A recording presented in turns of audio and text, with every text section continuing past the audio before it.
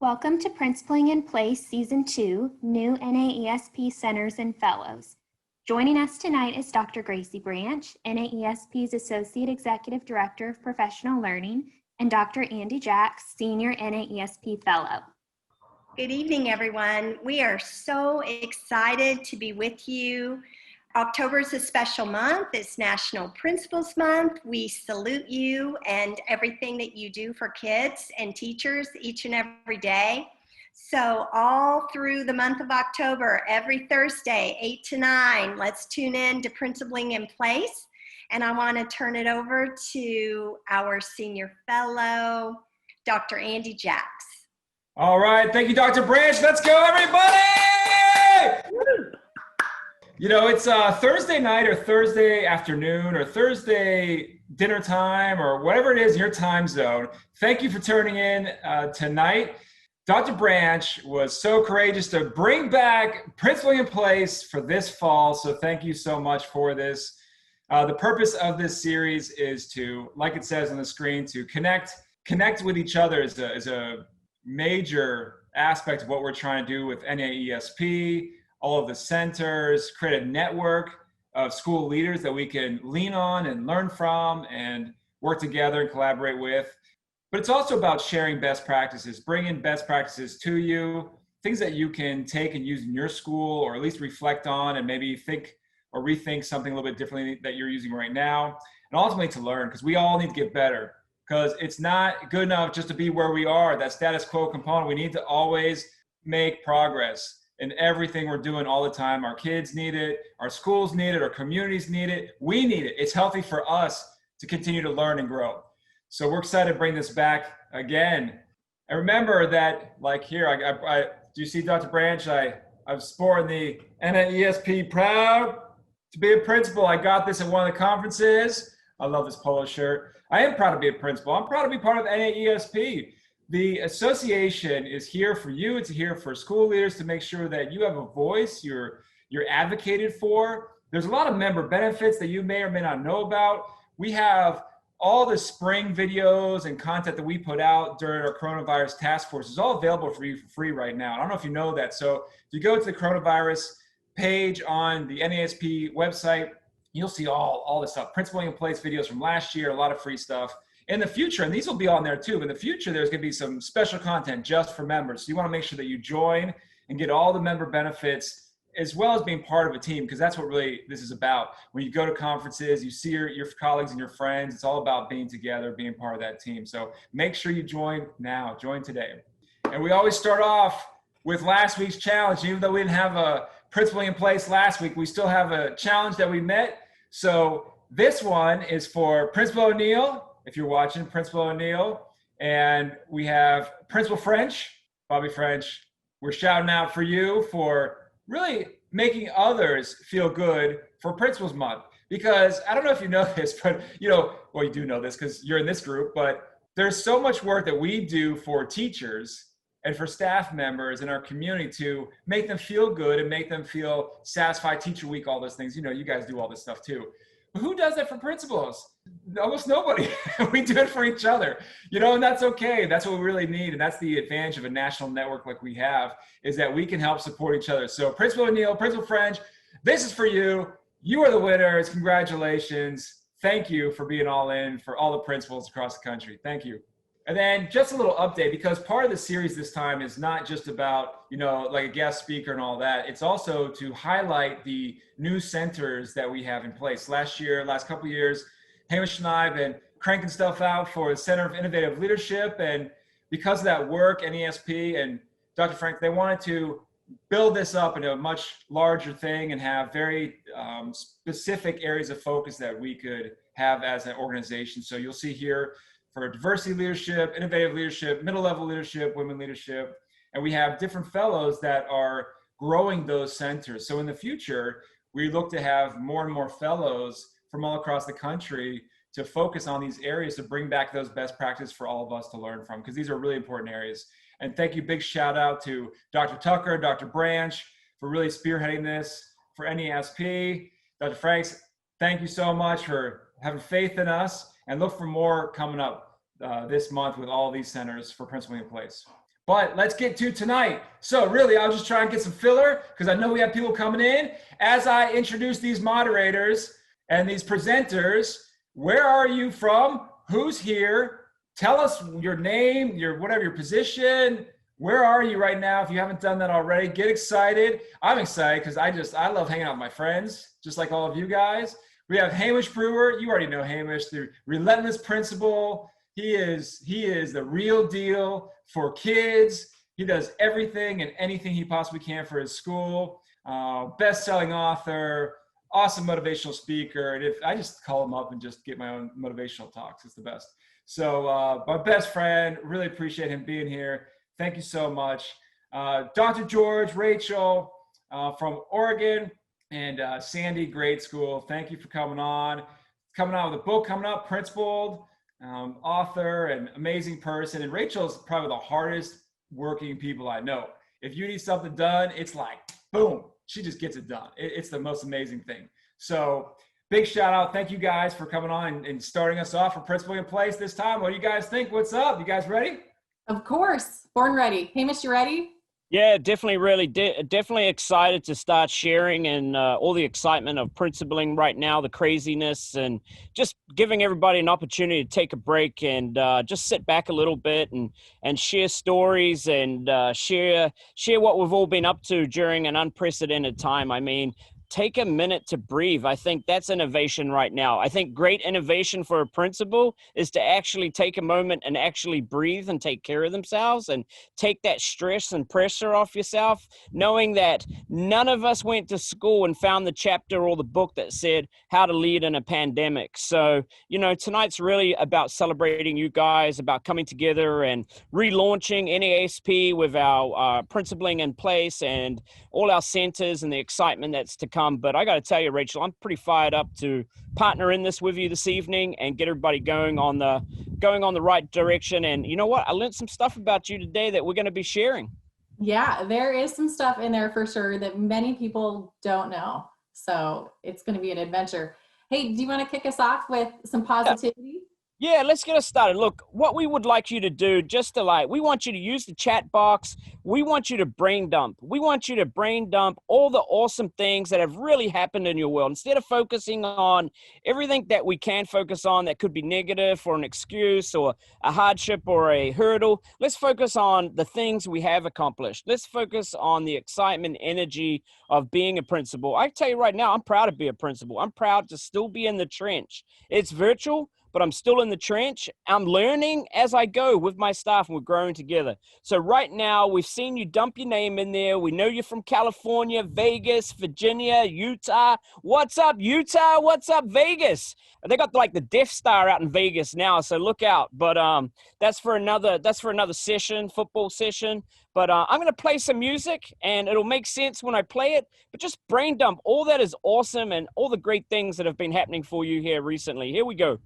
And as you go, we all need somebody to lean on, right? Like we lean into the work. We don't run from the work. I haven't met a principal this year that hasn't run from the work, hasn't done the work. And we thank you for it. We thank you for what you've done each and every day to lift up your communities, to lift each other up. But how about give a shout out to someone that you've leaned into?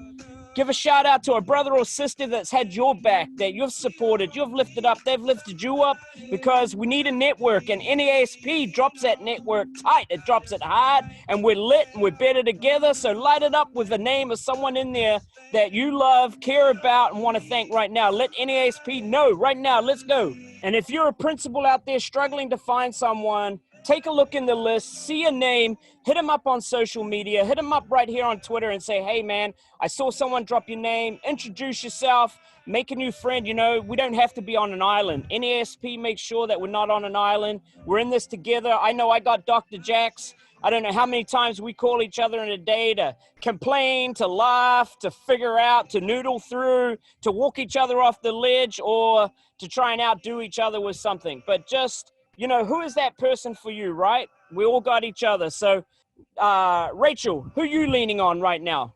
My husband, who's in the chat box, joining us, Mr. John George. He's downstairs with awesome text messages reminding me to mention that he's glad he's not stuck at home with me anymore in quarantine. There you go. All right, Rachel. Well, that was fun. You know, there's nothing like some innovation, right? Like try being on a Zoom and trying to trying to motivate your staff and trying to get them excited and engaged. Sometimes you just got to make a fool of yourself, be a little bit silly, and drop some music. My staff have gone from seeing me be silly to like can't wait to figure out what song he's going to drop next in a chat box and the music. And you know what? It's a chance to share, right? And we don't get to connect nearly quite the same as we used to in some ways, but it's just a way. So I'm going to turn it back over to you, Rachel. I appreciate you. Rachel, real quick, Hamish, I love that, man, because sometimes you just need to stop and pause with your staff, right? An idea with that is to ask them what their favorite songs are. You can make like a Padlet or something and have them submit their favorite songs. And then with Padlet, it's really cool that once they submit their songs, you can then make those little things into videos from YouTube. So it basically creates a musical playlist with all their favorite songs that you can come back to. So Padlet is a great resource for that. Take advantage, because if you play their songs that they like, then they're going to be more engaged too, right? So good stuff, guys. I like it. And I also saw in the chat box the mystery DJ at staff meetings. So that's another one to try out for sure. Yeah, you know what? It's kind of like when we did the cafeteria DJ with students, right? It's kind of like DJ principalship right here. Here we go, Rach. Let's go. Hey, Hamish and Andy, do you guys want to kind of talk about just real briefly the history of the Center for Innovation? And then we're going to get into some goals. Yeah, you know, it goes back a while. I'm sure Andy will jump in, but for the last couple of years, Andy and I have worked closely with NASP to build out a mission and vision they had for a Center for Innovative Leadership. And as the last couple of years have unfolded, it's provided an opportunity for other centers to start growing as we started seeing a need and learning from our fellow educators and principals more and amplifying voice. I know for me personally, and I know for Andy, when we were doing our podcast, I'm going to talk about that a little bit down the track, but I really wanted to see, and I know NASP wanted to see, we had this amazing network of people, and how could we amplify their voices? We got to meet so many amazing people. I'm going to talk about one who's actually in the chat in a little bit, but I won't give away her name just yet. But that's really part of what happened, Andy, right? Yeah, it's exactly right. Organically, we try to find ways to highlight people through different videos and all that kind of stuff. And what I know both of us, speaking for you, is that we're so impressed, you know, with the daily, like, real work that was going on in people's schools, how much they're dedicated and focused for their schools. We saw glimpses into their actual schools and some strategies they were using that just blew us away. And it just makes you realize this amazing world we live in now, that we can actually connect, that we know people across the country, that we got friendships, and that's such a valuable piece for us. And I don't know, right now I need it. I don't know about you guys, like, it's tough out there. I need that. I need you guys. So I appreciate all of you out there. So we've been doing some thinking, and Katie, you can switch to the next slide if you want. So as we're venturing into a new school year, what are our goals for the Center of Innovation? And one of the things that we're really going to keep doing that we think is a huge priority is continuing those video podcasts. We want to highlight our members that are doing incredible work throughout the nation. So we're looking for you, and we're going to get into that in just a moment. But we're shooting for a monthly basis. We'll kind of feel it out as it goes, and it might be more frequent, or it just might be per month, who knows. But you're going to see that continue, and we're really, really excited. The second piece, we've already had folks ask, how do I become a fellow? And we're going to work on that for you, so stay tuned. Throughout this next year, we're going to work on those different checkpoints in that process. So if you are interested, stay tuned, keep your ears and eyes open, because information will be coming out shortly. Well, shortly, like, you know, in the next year. So I guess it's kind of relatively speaking. And then the other piece that you'll see is that we're going to definitely be present in Chicago. Chicago, if you're not aware, it happens to be the 100th anniversary of NAESP. It's going to be a huge deal, huge party. And we're going to have an awesome exchange set up where all of the different centers for innovation are going to be showcased, and we're going to do some awesome work. So we're really, really looking forward to Chicago. You should too. If you haven't been to Chicago, it's actually probably top 3 favorite cities of mine. Absolutely love it. So save the date, and that is coming this summer. And we're making plans for it. Hamish, do you want to talk about kind of the future for the Center of Innovation? Yeah, I think in talking of Rachel and leading on with the work that Andy and I did originally, we're excited to bring more people in and get more people on board and sharing the love and the ideas and the networking of the amazing principals out there. You know, we're going to talk about this in just a little bit, but you might not realize just how innovative you really are. Sometimes you look around and you might see something really crazy, awesome, and you think, well, I'm not innovative. Well, we're here to dispel that myth. We're here to tell you that there's so many amazing ideas and opportunities out there to share, and we want to be a catalyst for that. We want to be a voice for that. So if you're thinking of something right now that you could maybe share and would like to share, or you know of someone, drop it in the chat box. Let us know, because we're going to be following up, and you can hit Andy up, you can hit Rachel up, you can hit myself up at any time. But we're really excited to evolve this center. The awesomeness of our center is it's so wide open, right? Like there's a lot of latitude and opportunity to us to help support principals, grow leadership, grow mentors, and all those sorts of things. But I got to tell you, man, Chicago's going to be big. If you know me and Andy, we tend to tear it up there when we get to the conference. And as you know, Give free sometimes stuff away, and we just give stuff away. We find stuff and just give it away, even if it's not ours. We just, so if you come anywhere near us at that exchange, we're gonna give like lamps to you. We can maybe give them like random like just t-shirts, whatever.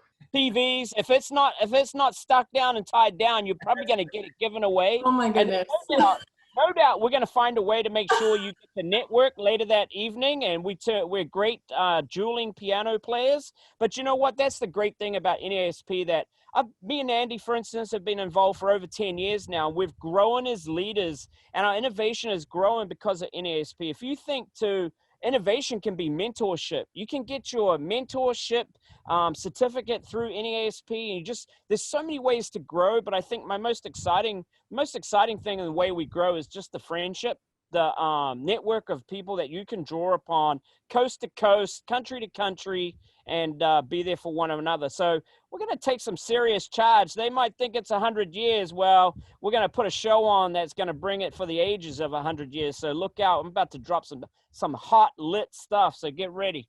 I like it. I just learned that I should watch my purse and all my items when I'm around you two, so you don't give it away. True. Or make sure I have a purse that I don't have to hold, so I can like hold stuff to give it away. So Katie, if you want to go to the next slide, that's fantastic. Hey, as you're thinking throughout our presentation, or maybe as you're kind of marinating on it over the weekend, if you have some strategies you want to share, we want to hear from you. We are already booking for this year. We have a Google form set up. It is embedded right in that nice URL address that we have posted on the screen. Fill it out. It's just a quick questionnaire. It won't take you very long, but we would love to hear from you. And if you think you're not innovative, hold on to your shorts or fire boots or whatever you have close by, because we're going to put that to the test and we're going to show you the light. It is possible. So yeah, we'll try to get that link put in the chat for sure. That we'll try to do that too as well. But we want to hear from you. We're already starting to book up, so get your name in so you can get your spot. And you know what's really great about the podcast that we did, I think Andy will agree too, that I think we just got to meet so many amazing people we knew, but so many more people that we didn't know. And you can't judge a book by its cover. For instance, we met an amazing lady who had a pre-K to first grade type campus, and she had like a BMX like track out the back of her school that they put in a garden. But for instance, down here, Dr. Kevin Armstrong, one of our board members for NASP, you know, he got to share in his student courts. It was awesome. And then he found out about my swarms, and next minute, you know, we're sharing ideas and we're using each other's ideas because of these podcasts in different schools, and helping elevate our schools, elevate our student voices and our community voice. And, you know, can I give a shout out right now, Rachel, to the one and only Dr. Ryan Daniel, who we found from Maryland, baby. Maryland in the house, Dr. Daniel. You know, Andy and I met Dr. Daniel, and since being on that podcast, being able to amplify her voice and put the spotlight on a star that's killing it in her community. And now look, she is leading leading one of our centers, the Center for Diversity. She's one of the lead fellows right there. And that's what happens when you amplify people's voice. You put them out front, you celebrate people, you lift them up. It keeps coming back to you 10 times over. And we just absolutely love it. And I can't wait to see, I'm sorry, Andy, but you're out, baby. And we got Rachel in, and Rachel's going to show us how it's done on the diocese, right? There you go. Watch out, Andy. You got to keep up with Hamish. So I know, right? That's the challenge. So, hey, as we're formulating our goals and we're really diving into the work this year, we want to hear from you. We want your voice. Besides these different things that we've talked about already, what would you like to see the Center of Innovation reflect? Use the chat box, take a moment, serious, whatever comes to mind. Anything crazy out of the box, there's really no limit. So Hamish and I are going to meet afterwards and talk through next steps, and we would love to include your voice. So take a moment and jot something down. So, Rachel, we're really excited about this. It's going to be terrific. We're going to be moving in the right direction, doing awesome stuff, getting to meet so many more awesome principals, and giving out swag, NAASP swag, making sure that they get to have all that good stuff in their hands and get to be represented. And one thing that we found, guys, that you would really love to know and be a part of is the fact that we found that these things, the Center for Innovative Leadership, impacted communities and actually elevated voice in communities where superintendents were so excited to finally celebrate these amazing principles. Like, they took this work and celebrated amazing principles. So use this as a tool to amplify yourself in your community and school division. It's a great opportunity. And that was some of the feedback we were hearing, that entire school divisions absolutely rallied around a principal when we were able to produce this. It was really cool. You know, you might not have heard about it on Instagram or Twitter or whatever, but the magnitude of the impact in the community, you just couldn't measure. And Andy, I know we enjoyed getting that feedback. yeah, for sure. There's a lot of people in this chat that we interviewed too, which is awesome. You know, and that's one thing I learned from this before we move on is take real meaningful time to talk to somebody. Like, we do a lot of face value. You ever see that, right? We have like a lot of acquaintances. We sort of know people, but we don't take time to really get to know people, like know what they're all about. And that's a valuable experience. That really makes that connection more meaningful. So if you have a lot of people that are just friends, make some deeper connections right now. I love it. And there's great ideas in the chat box. So keep them going as we go on throughout our stuff. So today's topic is igniting your innovation, and it is a near and dear topic to Hamish and I. Kind of gets into the next slide. So Katie, if you want to hop over to that, we're going to dial in, how do you find your spark when it comes to innovation? And surprise, these are legit pictures of Hamish and I, not together like in the same location, but on each side of the US. Hamish, do you want to give a little backstory on you and your experience with fire? Yeah, look, as we got to communicating, this is what about networking and taking a deeper dive into getting to know your colleagues is, you know, like, I didn't know that Rachel was involved in the forestry fire service, and she didn't know I was a fireman at the time either. And I was a fireman for the longest time on the at a firehouse on the Eastern Seaboard, one of the busiest firehouses on the Eastern Seaboard. And I'm going to tell you right now, I have no interest or no business running into a forest fire and trying to clear a forest fire. But I tell you what, you put me in the middle of a house trying to figure that out, I'm there every time. And I'm not sure what Rachel might say about being in the middle of the house. But, you know, innovation comes from the experiences we've had. We talked about those experiences that we've had in the past, and you never know. I'm going to add to something just in a minute. But Rachel, tell us about being a female leader up in the middle of the fire industry. Oh man. So I've spent close to a decade, 11 years in fire for the Forest Service, ranged from working on helicopters to working on hand crews and engines. And this picture actually was taken while I was on the Prineville Hot Shots. It was almost at the end of a 2-week fire dispatch on a fire. I hadn't taken a shower for almost 2 weeks. So when I traded in my fire boots, I traded in for a consistent shower. Yep, all clean with some makeup, totally different person. But I gotta tell you, it greatly impacted me as a leader. I would say mostly for the good, but I would say that some of my assertiveness has definitely come from being one of the few women in fire and being able to hold my own. And if you talk to my husband, who knew me my first year as a principal, there were many coaching opportunities where he was like, calm down, you're not on fire. Stop puffing your chest up, chill out. So I've grown a lot over the years, but 11 years in fire has really, really impacted me and still carries with me a lot. Do you have I like a actually good quit story? 2 Do days you have like a good prior to firefighter when story? I first showed up for my first principal job. And then I lived at the ranger station. Do you have a good firefighter story there, Rachel? Like uh, that looks like you're like, ha, I'm taking a selfie in front of a fire. Like, is it okay. like against the rules or something? Like, Yeah, no, this was like at the end of the night shift. So this fire specifically, it was like the second largest fire in Oregon. We had been in the wilderness right before this fire blew up because we were trying to do some indirect line. So we were like with 5 shot crews and we were clearing through the wilderness and we camped. And when you're camping, you're not like with legit camping stuff. You have like a sleeping bag. So my boots that you see were literally like my pillow every night.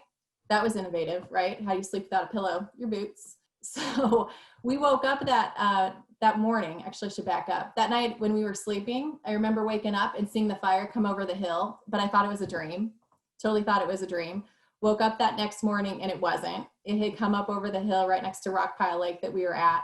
So that morning, all 5 shot crews had to boogie out of there back, and it blew up. And so I remember trying to burn off the highway multiple times on this fire, and it sounds like a train coming at you because it's developing its own weather with the plume above you, and having to pull back to safety zones multiple times with lots of points of failure until we just finally got it right. And that's in some ways what 2020 is all about, right? Like we have a strategy, we're putting it into place, we're going to see if it works.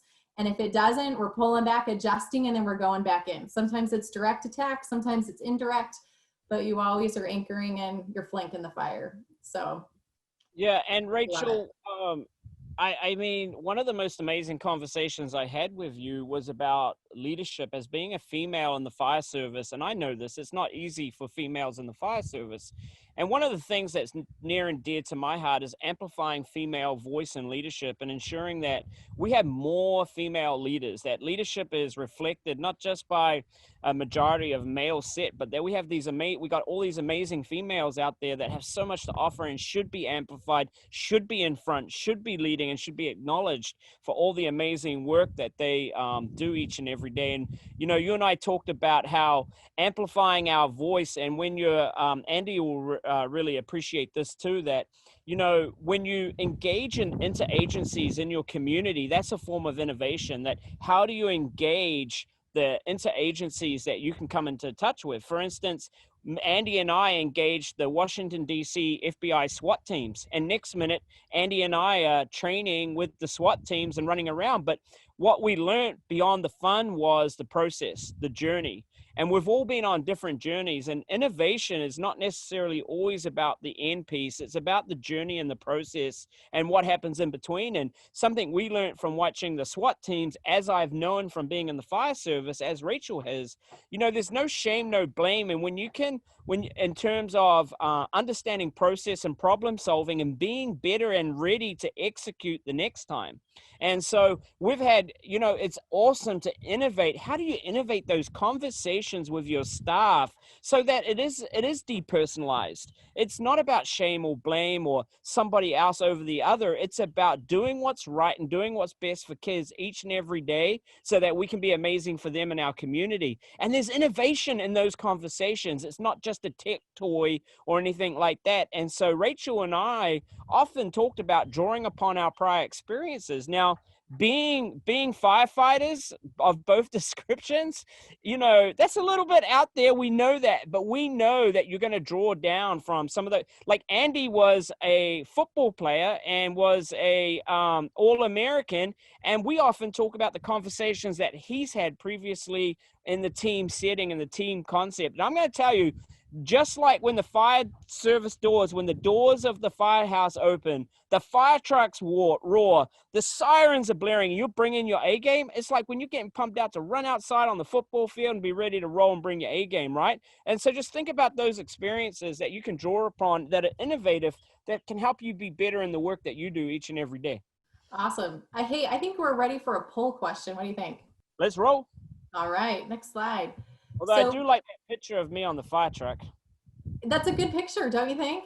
Just saying. Yeah, I like it. It's good. All right, so when you think of innovation, who do you think of? Santa Claus, Robin Williams, your significant other, Amazon Prime, the delivery person that is, your building secretary, or you? Andy, what are you going to vote for? What are you going to say?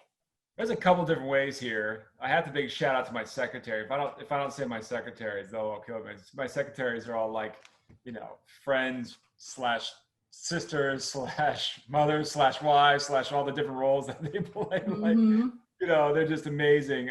Big shout out to my secretaries. But the man, these are tough. Robin Williams. Oh man, one of the greats. One of the greats right there. What's your favorite Robin Williams movie? That's a question for you. Or show. What's your favorite? Hamish, what's your favorite Robin Williams? Man, Mork and Mindy, bro. Nanu, Yeah, right? I was thinking that too. Yeah. Like showing my age, but Robin Williams is probably one of my favorites of all times. But I gotta tell you what that Amazon Prime crew do when now they're talking about dropping like packages from like drones and stuff. Like, hey, here's your school supplies. Boosh. Pretty awesome. Well, the results happen to be, it's pretty close. So Robin Williams is 25%, he is the leader, but we have some ties with 19%. We have Santa Claus, building secretary, and you. Man, Hamish, sorry to say, but only 6% were on that Amazon Prime train. Yeah, lifting the dust. We have to let them know about that. They're just jealous because Amazon's making so much money from being innovative. They're killing it. No kidding. Oh my gosh. Think about what Amazon was a couple years ago and Oh. how it wasn't a part of your life, and now it so much is. Yeah, well, and that's something that the adaptability or the flexibility, all those terms, there's like business terms for all that. Knowing the landscape out there, how does that play into this, you guys? What do you think? As a school, talk about Amazon for a second. As a school, how does that play into it? How adaptable they are to the market? Should we be that way? Is it something to think about for education? Oh, I think it's completely something to think about. I think it's easier said than done, depending on the size of your district and the flexibility. I've watched larger districts have a hard time moving that ship in the direction that they want to and being nimble, just because there's so many cogs in the wheel. It just is hard. Watch some smaller or mid-sized school districts do some incredible work that's super innovative and on point, and be able to make the changes fast with everybody on board. I think it's definitely where we need to go, but different places, different situations. What do you think, Hamish? Yeah, you know what? I'm with Andy at the beginning. If I didn't say my secretary, who saves my tail probably multiple times a day, she's way up there. Having to deal with me is pretty innovative. So I give her a lot of kudos there. But you know what? Let's talk about you. Let's really talk about you, right, Rachel? Yeah.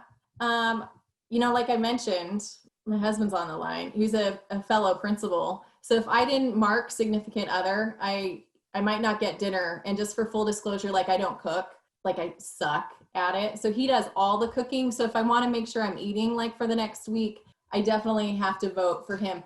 But actually, in all reality, he's probably one of the biggest mentors that I have, and one of the folks that gives me some of the most critical, honest feedback regarding things I do. So incredibly grateful for him.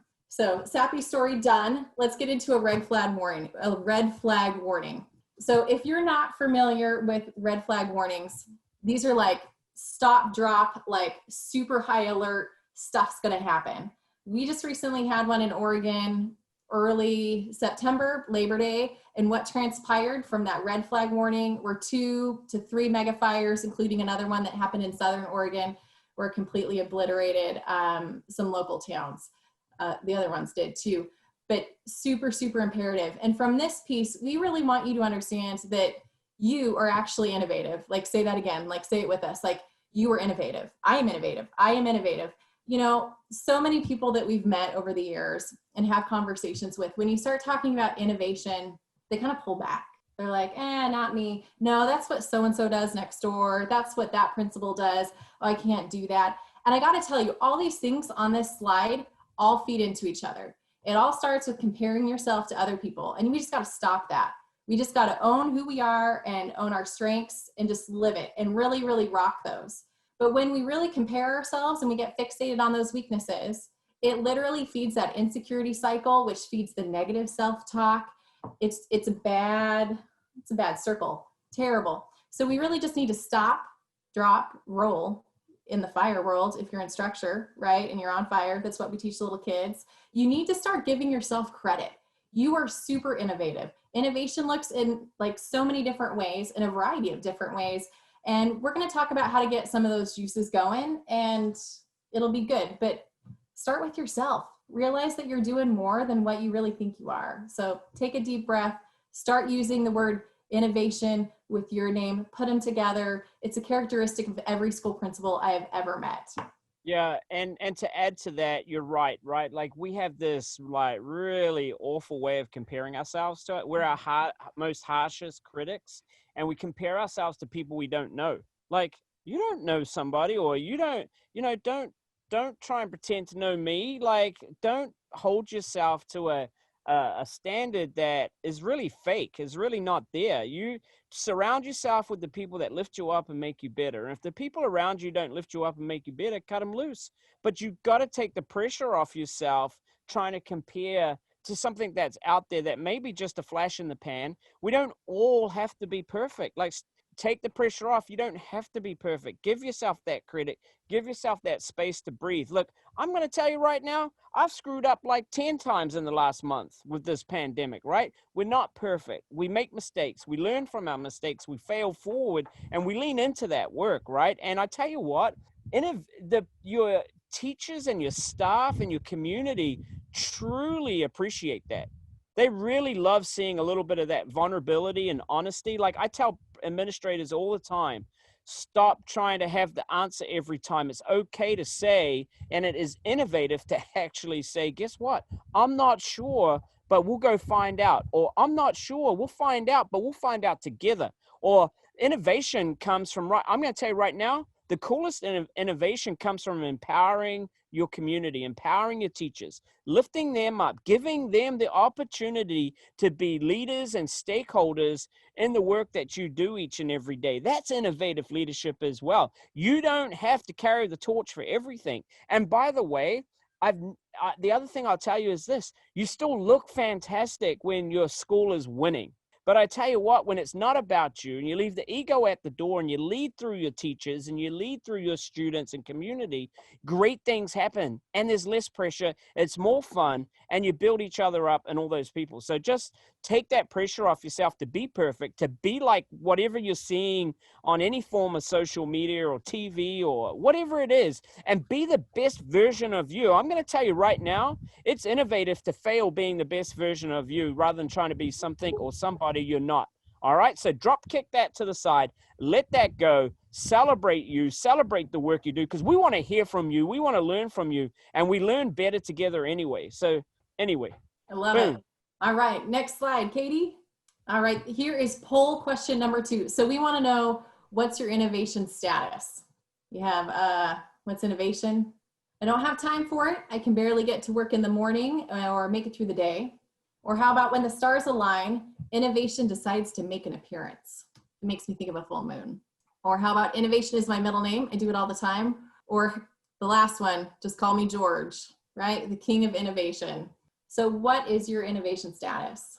You know, it's interesting to think about if you have to make time for innovation or if everything you do is like innovation, right? The daily work, the constant troubleshooting and problem solving, and, you know, is that the change process versus like, I have to make time. Like, this reminds me of like when we try to do, you know, we set aside time for kids to do like a 30-minute, like, what do they call it? Like, innovation time where they get to explore things and whatever else. Projects. What's that? Kind of like passion projects. Yeah. Is that really what innovation is? Like just our passion projects? Or is it really about the fact that like we're constantly looking around us and trying to help solve problems and fix things and move forward, and right? Yeah. So I just want to add to that, because I get really fired up when people are trying to do like a big flat splash innovation project all the time. It sets up a false ceiling for people. It doesn't have to be this crazy over the top thing every time. Like an example I want to share with you right now that I'm super excited about, and it's really quite simple, is I was trying to figure out how could I engage my community and work with my community more during this pandemic. And you know what I did? we were getting run over with lots of different inquiries. And you know what we did? We simply created a help desk, and we created a help desk with using our school email that's called fmlshelpdesk@pwcs.edu. Next minute, my parents thought I was over the top engaging because I had this really cool, like, Verizon help desk kind of situation. And really all of it was using a tool as basic as an email that we had in our school and available, and using that to help my community. Next minute, what happens is all our inquiries started coming through the help desk, which 4 or 5 people on the staff had access to, and we had a turnaround time and contact time with parents that became unbelievable. And now everybody's winning. And really, was it really that innovative? Not a whole lot, but it was really innovative for our community and the work we were doing. And it wasn't something big and splashy, but it was something so timely and so perfect that impacted our community and our kids. And ultimately, that's what it's about right there. Boom. Completely. Well, hey, there's a lot of folks that are right with you. So 48%, it was like split. 48% said when the stars align, innovation decides to make an appearance. And it's tied with innovation is my middle name. Now, I think we do have at least 1 to maybe 2 people, because it's 3% that are right up there with George. So we need to make sure that that 3% fills out the survey so we can have those video podcasts with you. So, or Rachel, those results were even better than we thought they might be. We thought people would be pretty tough on themselves, in fact. But so if you've got some innovative ideas, I'm going to challenge you. I'm going to look you dead in the eyes right now. When you look in the mirror, are you making your colleagues and community better? What are you doing to help lift your colleagues up around you that might be struggling? Maybe we got a bunch of A gamers in here. So challenge to you is, how are you sharing some of that innovation to help a principal out, to help them be better, to help a colleague out, to help someone out in a different state that might need a little bit of help? Make sure that you're looking around, because I'm going to tell you right now, you can't serve someone you think you're better than. And there's no greater gift than the gift of giving. And when you lift people up and help people out, it's not about can you walk with the greats, but can you walk with the broken? Can you walk with the people struggling? Can you lift those people up? Can you be there in a time of need and service? That's innovation. So straight up, share it, make other people better, lift them up, help them out. There you go. Great poll. I love that one. I like it. Awesome. Next slide, Katie. All right. So if you were looking to level up your innovative game, your mindset, whatever you want to call it, how do you do it, right? Like, that's the question. So one of the things that comes to mind for me, I'm an avid reader. I know Liz is on here too, and she's like a reading queen too, is to look at your day. How do you have your day structured? And, Andy talked a little bit about that when you were talking about passion products or passion projects. But when are you most creative? When are those juices going? And if you remember, Pink was at one of our any NAESP conferences. Was he in Florida? I think he was Florida. And he was phenomenal. And they talked about the science of when things should be scheduled. And, I just am going back and rereading this. And this has been a huge, huge impact on my practice. It made me realize that my mornings are much more powerful than my afternoons. And that afternoon slump is not so good. I've always known my evenings are a little bit better after I get off work and have relaxed a little bit. So think about your daily schedule. Think about when you have some time planned in, and also think about when you're going to get some rest. And this might sound a little silly, but rest is a huge deal. When you take a break and you let your brain relax, it's funny how all of a sudden things start coming into play and start clicking together. I can't tell you how many times I've actually figured out the solution or an idea to a problem when I've been in the shower or getting ready for work. And my staff, actually, they chuckle because they anticipate funny text messages or emails from me of like, hey, have we ever thought about this while I'm getting ready? Because it comes to mind. And so figure out a way to really harness that and really just put it into action. We'd also encourage you to really think about, and Hamish already hit on it, fail, fail, fail. You're gonna make some epic failures, some that are more public than others, and it's okay. And the hard part about education is that the majority of us all want to be perfect, and we don't want to make mistakes. And you can think like a lot of our teachers are the same way. And that's something we have to get over. We preach all the time for teachers, celebrate your mistakes, embrace them, fail forward. But how many times are principals doing that? And then openly admitting like, hey, this is what I failed with. This sucked. I probably needed to change this and this. Think about how powerful it would be if we shared all of those failures and the mistakes with each other. I mean, it'd be pretty epic. Rachel, I saw some people in the chat suggesting they're not sure when they're innovative or how they can make time. I'm Mhm. going to give you an exercise to help you think about this, and it really comes down to reflection. Love When it. are you making time to reflect? And I would tell you this, at the end of each day, take a week. At the end of each day, write down everything you did in a day. And then over a course of a week, look back on those 5 days and what you wrote down those 5 days, and you'll start seeing so kind of a schedule. You'll start seeing things you're doing or not doing, and you'll start seeing things that are like toxic time, or time that is positive time, or time that is truly time to reflect and think. And you can start laying out a list of those times. But the other thing I'll say to you about it, it's about intentionality. And if you don't know your schedule and you don't understand yourself and you haven't reflected on yourself, like Andy will tell you right now, I'm not an organizer. Like I have to be intentional about being an organizer, even with my own stuff, because I'll randomly get a thought of innovation or a great idea in my mind, and I'm just running with it that moment.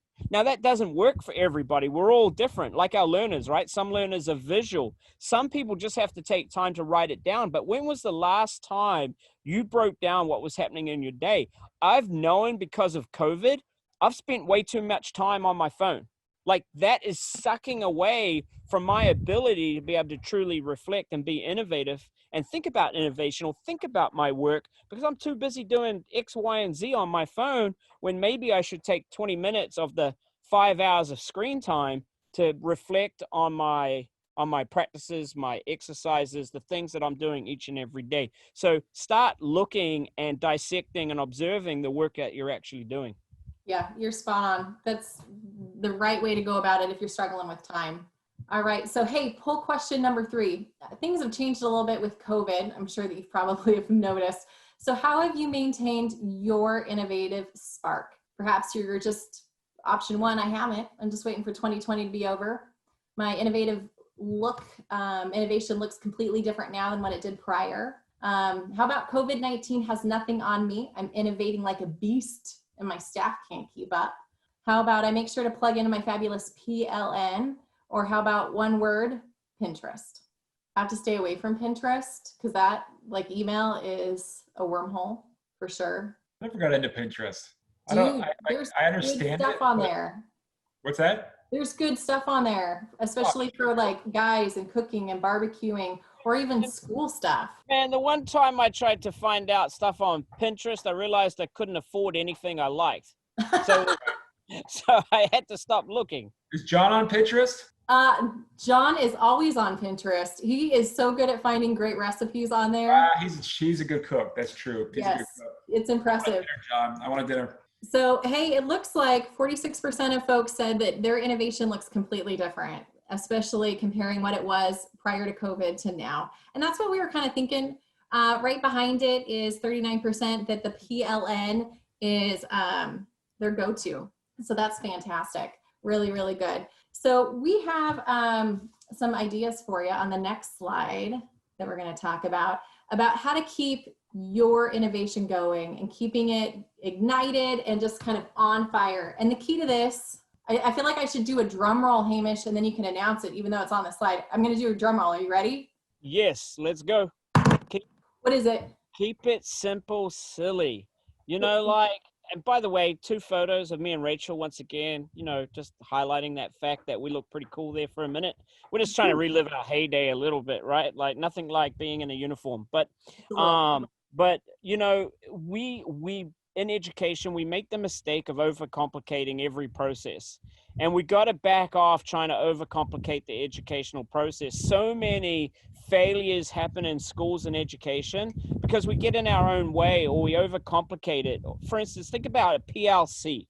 If you look back how a PLC has developed in the last 5 to 10 years, what it was meant to be and what it is today, it's almost 2 completely different things because we try to outdo ourselves each and every time. And the innovation is really often in the ability to keep something as simple as possible and remove barriers. And never before in a time we're in now has it been more important than to keep the main thing and keep it simple.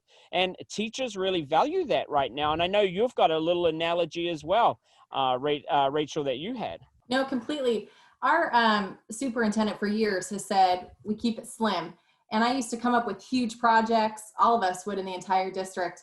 And he's like, slim it up, keep it slim. That email, slim it up. That PD, slim it up. And it was super irritating at first. It was like, this is going to be an amazing project. But as time went on, the power behind keeping it slim was incredible. And it has been a lifeline for us, or an escape route to the safety zone, to really help shelter us from COVID-19 as this whole turmoil has been going on, because we've kept it slim the entire time. Even with all of this stuff going on, we've kept our focus. Our mission, vision is still the same, making sure that students thrive there in Oregon Trail. And we check it every day, right? It's super simple, just like when you're at the buffet line, which buffet lines don't exist right now because of COVID, but they're super awesome in Vegas. And you're piling everything on, right? That's not keeping it simple. You need to just keep it essential. That book, Essentialism, is just like one of my go-to favorite ones. But you end up doing more good when you keep it simple. I mean, there's no way around it. Do it well, go deep, keep it slim. You'd be amazed at the results that you'll see. Results for families, kids, staff, huge game changer. So as we wrap up, you know, Hamish is so good at motivation, and Andy mentioned that he like calls him up for his daily motivation talks, you know, so we want to make sure that we give you a huge, huge thank you for all of your hard work and your leadership during COVID-19, during the quarantine times, during hybrid, just through life in general. It's not easy right now. And one of our favorite motivational speakers happens to be right on the call with us. So Hamish, I know you have some fantastic words to share with everybody. Yeah, you know, we're running out of time here as we finish up, but really we just wanted to simply say thank you. We wanted to thank all those administrators out there that we hear you, we see you, you know, the hours that you're putting in, the thankless hours that you're putting in, but you know what? It's not for nothing. It's because there might be a child out there that you may not realize yet has been impacted because the time and effort that you put in to make a difference in your community, to relearn how to lead. Like, we've all relearned how to lead right now, and it's okay to make mistakes. It's okay not to be perfect, that we've rewritten the playbook together. I want you to think back that for 400 years, education is done it the same way. And then all of a sudden, in the last couple of months, since March for me and Andy, since March, education has looked completely different other than anything that's been in the last 400 years. You know what? This is an unprecedented historical time. And what side of history are you going to be on? Are you going to be on the side of history, right? You get to pick right now. This is our moment. This is our moment to live in the light, to live with greatness, to lift those others, to lift people up and celebrate the world around us and celebrate all that is good in the human spirit. And I really believe right now that the world and it needs educators like never before. They need leaders. They need the principals. They need people like us who are truly right on the front line, in the trench, in the middle of it right now, doing the work, making a difference. And don't let anybody tell you different. Don't let anybody speak differently to it. Don't let anybody minimize it. Don't let anybody put it down. The work that you're doing each and every day is unprecedented and it's amazing. And from all of us here at NASP, we want to thank you. You're living your legacy. Like, you're turning up and you're being present. You're being there. You're living it right now. We thank you for living that legacy and the work that you do. You know, when the work is said and done and we get back to some kind of normal and who knows what time, but when we get back, how will you look back on this time? How will you look back on your colleagues? When you look in the mirror, can you say you were better for each other? Can you say you were better for kids? And really, that's legacy. What will they say about you when you walk past them? When they see you coming, what will they say? That's what we'll find out. And I got to tell you right now, I know that when I get through this, I'll know that Rachel has been right there, that Andy will be right there. The people in this, I mean, look, we got Sue Danielson, we got Jessica Gomez, we got all these amazing people up in the middle of this chat right now. We thank you for that work that you've done. And NASP, man, if ever there's a time to be a part of an amazing network, it's now. It's right now. And look at the legacy NASP is living and doing right now with the work that they're doing. It's unbelievable. So from Rachel to me, to you, to Andy, we thank you. We salute you. We take our hat off to you. And I hope you've enjoyed our evening with us. We've enjoyed it with you. And I'm turning it back to Rachel. I'm going to turn it to Andy. Who's muted. Challenge. I knew I saw it. Challenge next week where we have a challenge. Put it out there. Don't let Mina beat everybody in the challenge. She's a rock star putting stuff out there. snap a picture of something new you've tried this week. You know, I've been trying something with Padlet with staff meetings. That's something I'm trying to play with to be a little more engaging. What's that new strategy you're trying out with your staff out there? Let us know what's going on. Tag Principal in Place and win for next week. And then next week's topic, we have Ryan Daniel, Edgardo Castro coming on, talking about the diversity leadership, ways that we could really not only just hire for diversity, but more than that. It's way deeper than that. This is not just a timely topic, but it's such an imperative thing that leaders focus on. So I can't wait to have them join next week. So make sure, tell your friends, get back on. Thank you guys. Make sure to connect with these two. And you probably already know who they are. They're super famous out there. Reach out to them. Also share your strategies, especially if you want any videos. Give a big shout out. And as we wrap up, I just want a few notes that I was taking, inspired by your words. I just, it's hard right now. If you feel like, big shout out, Jay reached out to me this week. Thank you. Big shout out, Sue. You've had my back in our task force and stuff we've been working on. It's hard, but that hard, innovation is hard, and being good at what you do is hard, but the struggle gives you strength, and that tough work that you do builds tenacity. And that's what we are as leaders. We have that tenacity. It's the hard that makes it great. Thank you for everything you're doing. Have an awesome rest of the weekend, everybody. And come back next week. Thank you, Hamish. Thank you, Rachel. Thank you, guys. Bye. Thank you.